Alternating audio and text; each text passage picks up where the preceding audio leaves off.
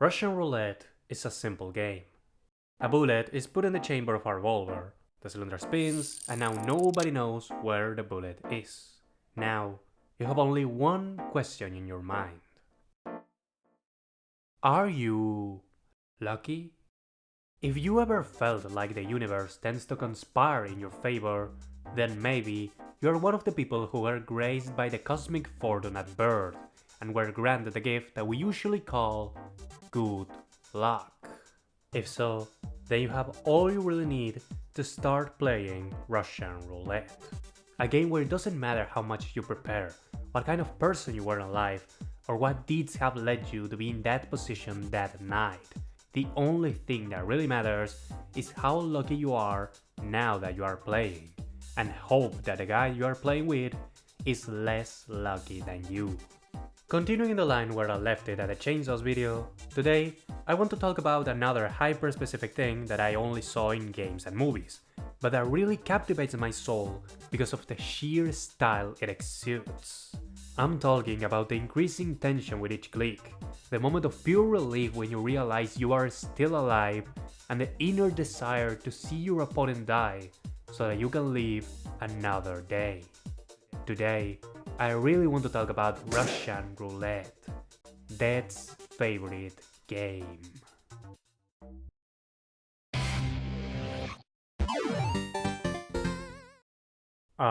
For the people who are not watching the video, spoilers for Call of Duty Black Ops, The Deer Hunter, Squid Game, and Killer 7.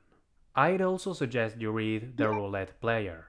It's a really short story from a Romanian writer about a poor guy who gets famous and rich because he can't seem to lose in Russian roulette.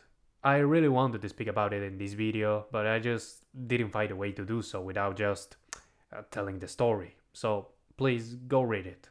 It's a good complement to this video, I think. I'm sure you guys remember this scene. It's one of the most iconic moments in a game full of iconic moments, and it involves Russian roulette. Now, Call of Duty Black Ops is probably one of my favorite PS3 games and my favorite COD in general. I mean, the multiplayer was incredibly fun, the zombies are my favorite in the whole franchise, and the campaign was the first story in a game that just grabbed me, you know? I mean, at first I wanted the game because, well, I was 11 years old at the time and this was a Call of Duty game.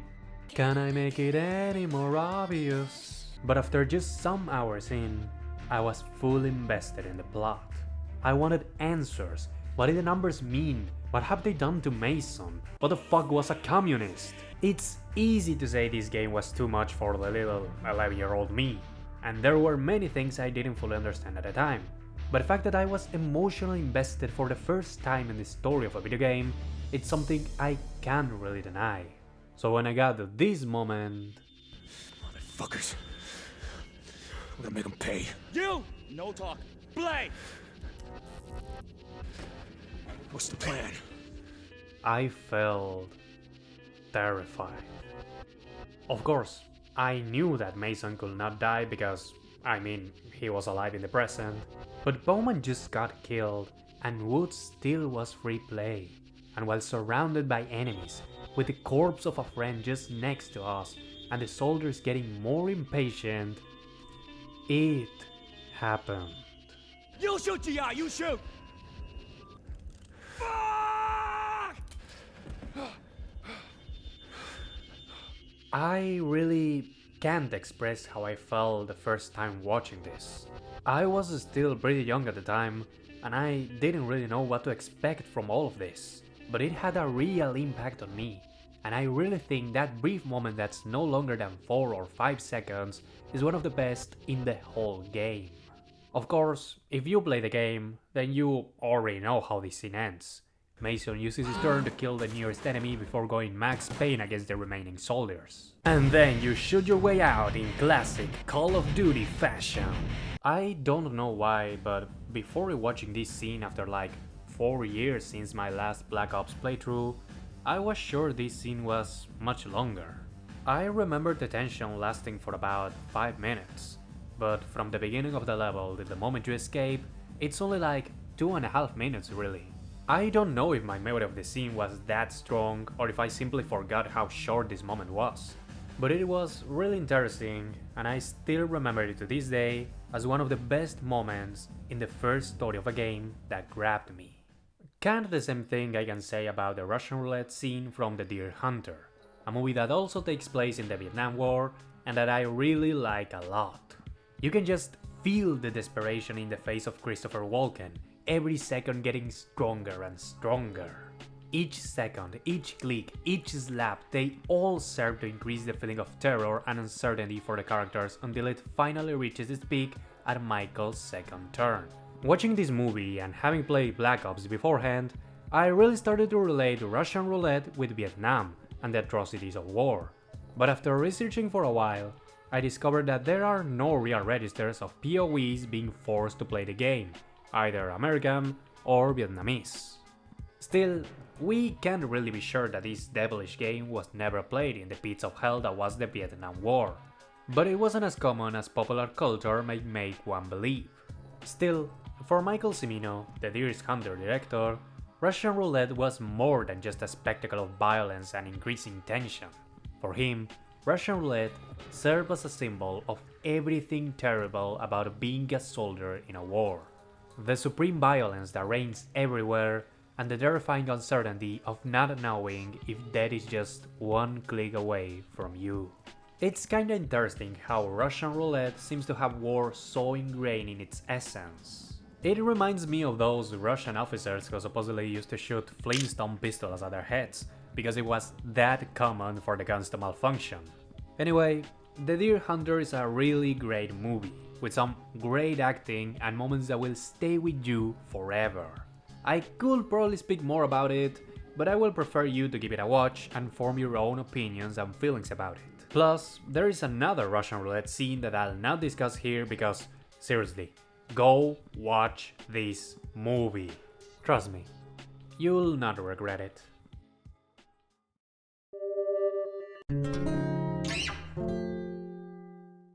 Check out the Patreon. However, at this point, one problem may already have become self-evident. How can you add some real tension to a scene where the players are also the protagonist of your story? I mean, this is supposedly a game of pure chance, where every click will be the last thing you ever hear. But in Season 2 of Squid Game, when the recruiter challenges Gi-hun to a game of Russian Roulette, fear and tension were not precisely the things I was feeling, to be honest. I mean, not trying to be rude, but the season is not even halfway done. I know for a fact that Gi-hun will be okay and this poor bastard is dead. Like, dabba-doob-doob dead. And I think the writers knew that some people would feel like that. So, how did they make this a more interesting conflict? 왜요?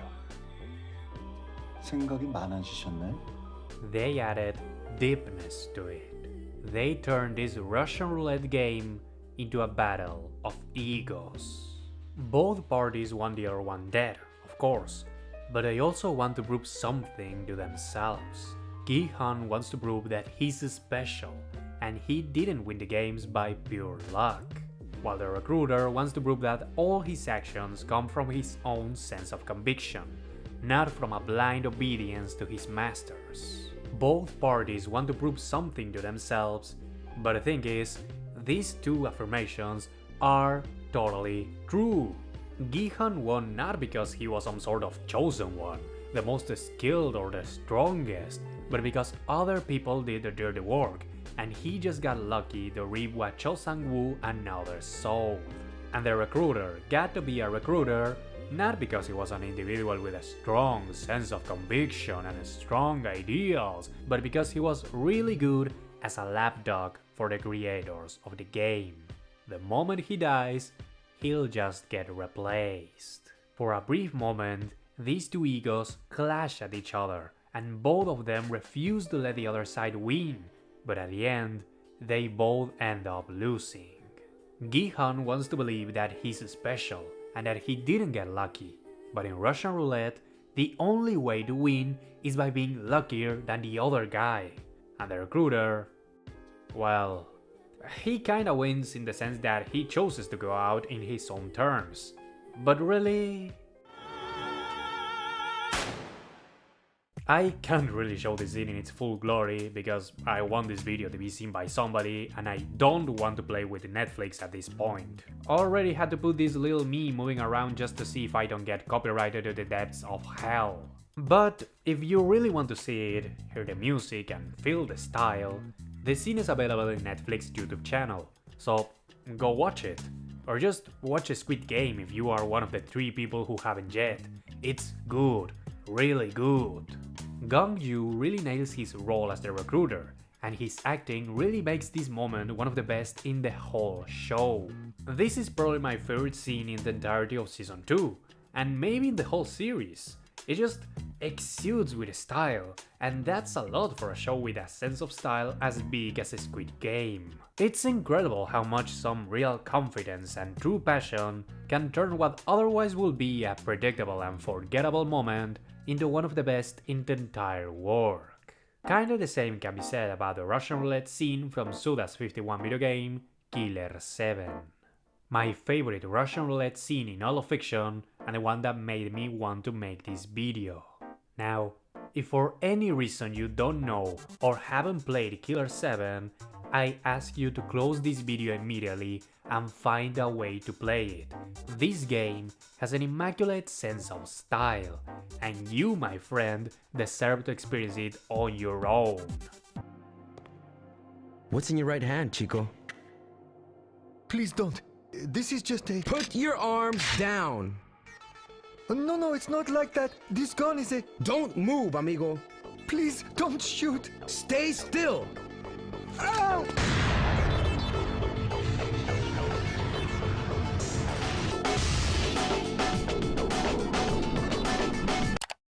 I'm not joking here. You deserve to play this game, because I love you and want the best for you. But anyway, going back to the cutscene and assuming you already played Killer 7, I'm sure you remember this scene.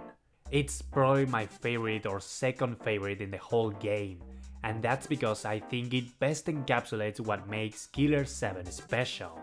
The fact that it's a crazy and almost surreal trip that also carries some really deep symbolisms. A lot can be said about how well executed this scene is. Each angle of the camera, the character of Benjamin Keane and the duel itself and how it progresses. Everything is carefully built so that every element communicates something. Take for example this shot, showing Benjamin from a low angle, forcing us to see him from below and establishing him as the dominant force when the game begins. And also, take this another shot, where the roles have now been reversed and now Garcian is the stronger force who's dominating Benjamin in his own game. The details in this scene are so deeply thought out that even the trigger sound from each character is different and characteristic about how each one of them views the game. Benjamin is afraid, nervous, and each time it's his turn, he shows those feelings of fear and tension that Russian Roulette is so known for. So when he pulls the trigger, the sound is far more... how can I say it? Emotional, I think? Hear it for yourself. I'm on a roll. On the other hand, Garcian is far more relaxed, carefree, and one could even say bored about the game. Almost like he knows for a fact that no matter what happens, he can't die. He puts the gun in his temple again and again without even the slightest sense of hesitation, and when he pulls the trigger, it's a simple and boring click.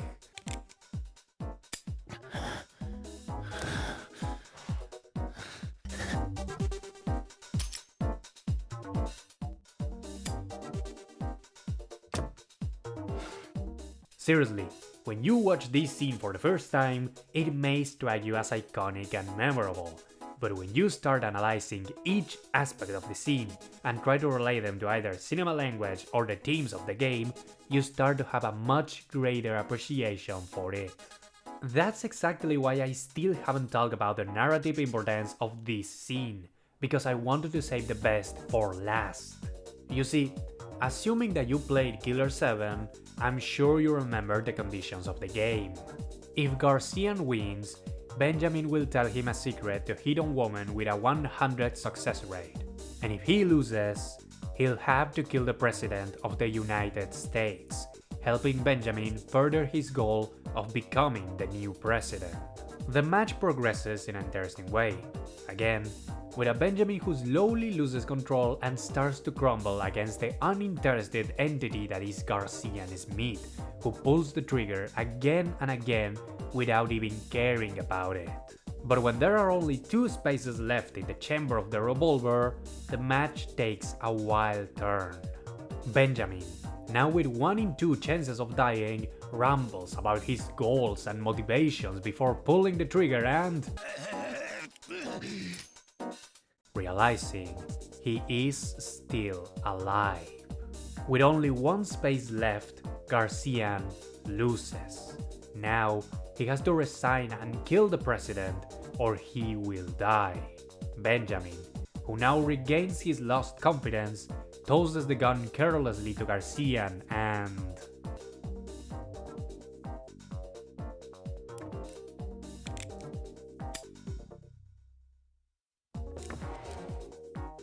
This gun holds 7 bullets. I'm a professional. You can't fool me, old man. I fucking love this moment. Because this is the moment Garcian Smith becomes the real protagonist of Killer 7. He is the gun. He holds the 7 bullets that are the Smith Syndicate, and he's a professional who, after this night, will no longer be fooled by any old man. Not only Benjamin, but also Harman, who was until this point the main personality of the Smith Syndicate, but after this duel and the next revelation that happens in the end, is relegated to nothing but an old man. This is the precise moment where Garcian stops being a simple pawn in the games of Harman and Kunlan and starts to make his own choices and control his own life. He could have killed Benjamin. He could have taken the role of Harman's gun and complete his mission. But instead, by his own willpower, he defeats Benjamin in his own game and gains a freedom that will then use to learn the truth about himself and Emir Park Rainer. This is the moment Garcian becomes his own gun, his own Killer 7. And to put the cherry on top, Benjamin, who at this point already lost his image of a strong and confident man, instead being revealed as a coward, a cheater, and a corrupt son of a bitch, has one last moment of honor and ego. One moment where he could try to at least resign, beg for mercy, run away, or even shoot Garcian, but instead, he continues the game, fully knowing that his life has reached its end. And by the way, women are all the same.